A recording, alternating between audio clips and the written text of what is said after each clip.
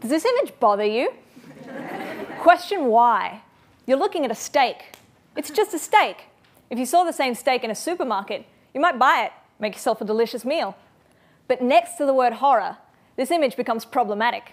It caused so much trouble, it was banned as a movie poster and almost considered too controversial for you to think about today. Because that's what horror does. It makes us think, and not just about what's easy. I think that horror has a renewed power to challenge and change how we think about everything in the 21st century West. My thesis is on new horror. That's a name given to a prolific, profitable, and powerful movement of films that have emerged in the last 10 years. I focus on 3 subgenres that have had huge critical and commercial success. Those are torture, found footage, and zombie stories. Part of the power of new horror is in its ability to take all of these themes and move them outside of the cinema space.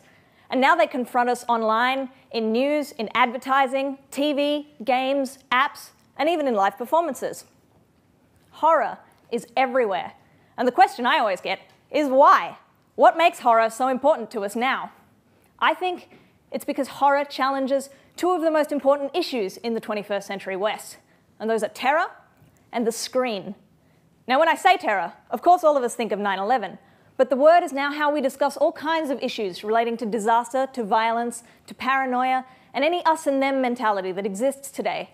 Now, of course, horror loves to deal with these themes, but when it does so, it often does it in much more subversive ways than we see in our mainstream narratives. Now, terror, like so much of our world, is something most of us have only experienced through screens. Screens are a part of our everyday lives. We have camera screens, we have phone screens, we have computers, televisions, cinema screens, and we even have the screen behind me. All of these screens mediate and reframe how we think about the world and how we think about news and entertainment. Now, horror plays with this by making us think about what's real and what's fictional and how our fears operate in those spaces. For instance, you might find yourself asking, is found footage of a zombie apocalypse any more fictional than weapons of mass destruction in Iraq? Horror is more than just entertainment. It's critical, it's interrogative, it's self-aware, it's confronting, and it's subversive. And when we watch horror, all of these things start to come out in us. We learn new ways to apply all of these skills to all of the media in our lives. We question what's fact, we question what's fiction, what's violence, what it means to watch it, what we think of as real, and who we are when we watch all of these things. New horror gives us the ability to question everything, from terrorists on the news to a picture of a piece of steak. And that's what makes new horror so important.